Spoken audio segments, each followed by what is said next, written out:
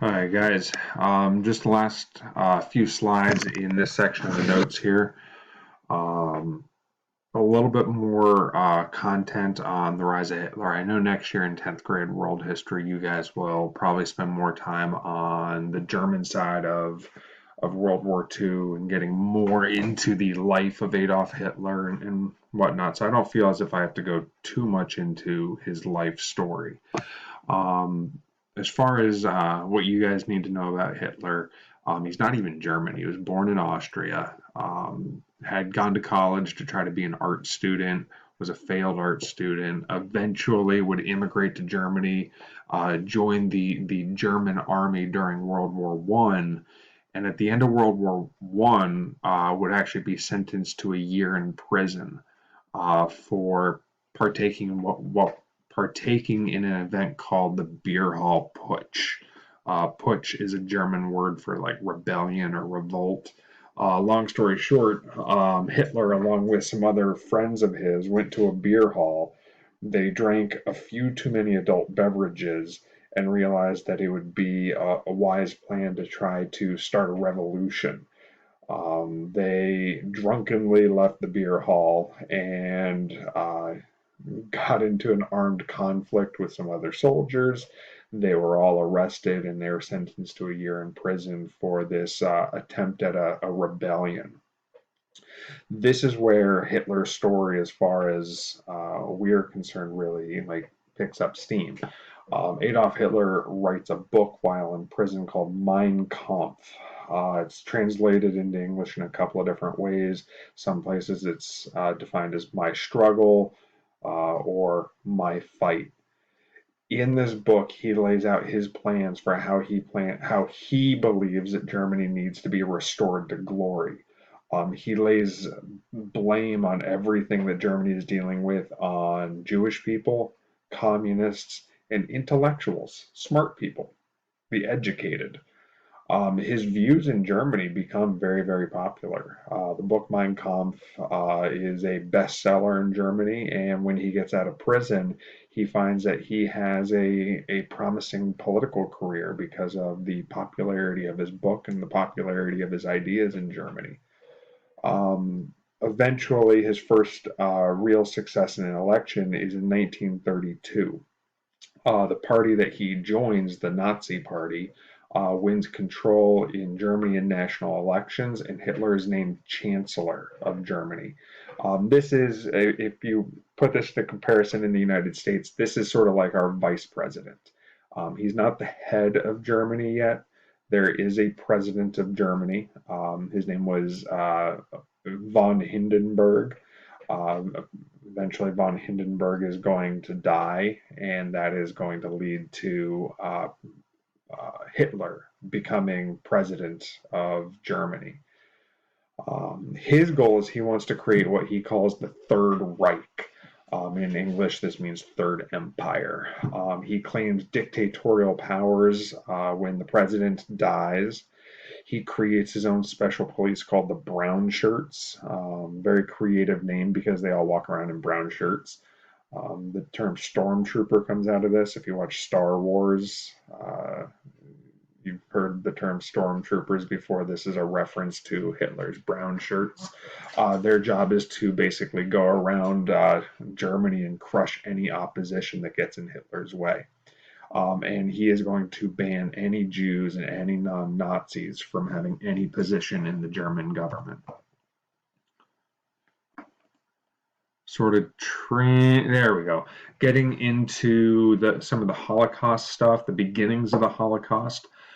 First off, to define the term anti-Semitism. Anti-Semitism is just the general hatred of all Jewish people.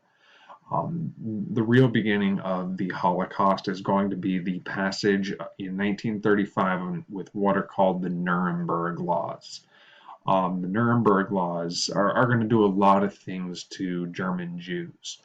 They're going to take Jewish property away from Jews. They're going to take away citizenship. You've probably all heard of and know about how Jews had to wear Stars of David to symbolize and represent that they were Jewish. It made that happen. Another major event in the early days of the Holocaust was November 9th, 1938. It was the Night of Broken Glass, or in German, it was called Kristallnacht. This was a night of accepted violence against Jews all across Germany. It was called the Night of Broken Glass because when you woke up in the morning, if you went out into any German street, you could see shattered glass all across streets, from from Jewish stores, Jewish homes. Countless people were assaulted and hurt, houses burned down. So I would recommend watch this short video on Kristallnacht. It'll give you some more information. And also, I kind of forgot to mention this. Watch this short video on the rise of Adolf Hitler and the Nazis. It's a great video. It's not a long one at all. This is going to force a lot of Jews to start fleeing Germany because they're scared to death. Hitler is going to build up his military strength, and in 1936, he's going to invade his first chunk of territory. He invades a territory called the Rhineland. On this map right here, the Rhineland is this area here. It's between France and Germany. So this is the Rhineland. In 1938, then, he is going to invade and conquer Austria, which Austria is down here. And then another piece of land called the Sudetenland, which is right here on this map.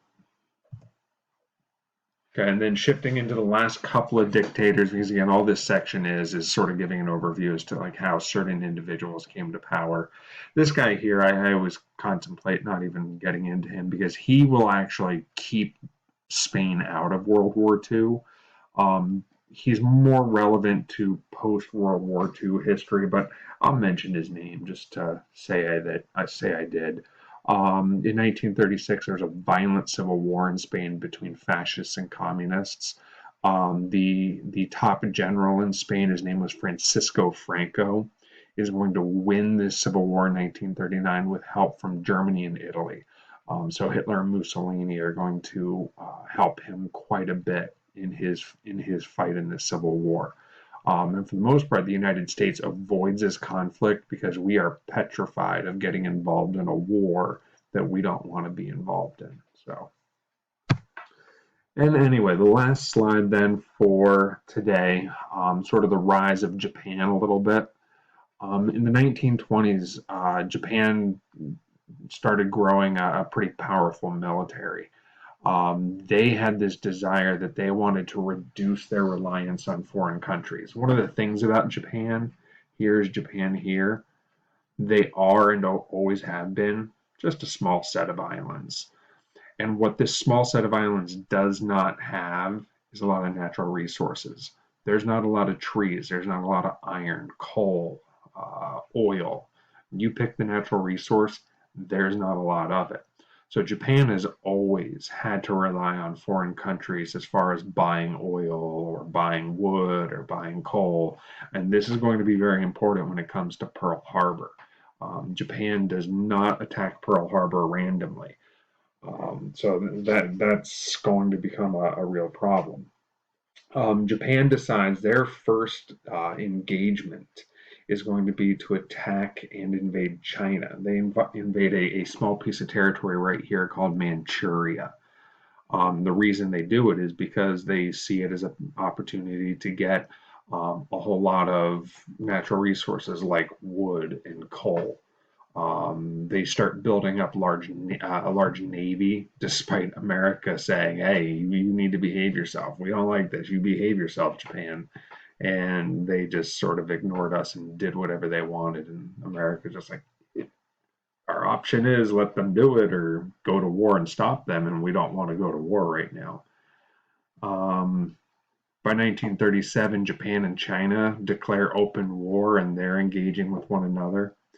And really, the U.S. and the League of Nations both condemn Japanese attacks. But as I said, we both just sort of wag our fingers, say, you're being really bad, Japan, but we really don't want to do anything to actually stop you. So we're just going to sit here and tell you you're being a bunch of bad boys, and we'll leave it at that. So, that's about it. We've got one last section. It's a big one. It's really how America gets into World War II, and we'll get into that later this week, I think. So, after you've watched both of these videos, and I would recommend, if you've got the time, watch some of the short videos throughout my notes here. They are interesting videos. There's just a few of them. After you go through both of these videos and any of the other short videos I have posted, make sure you take today's quiz.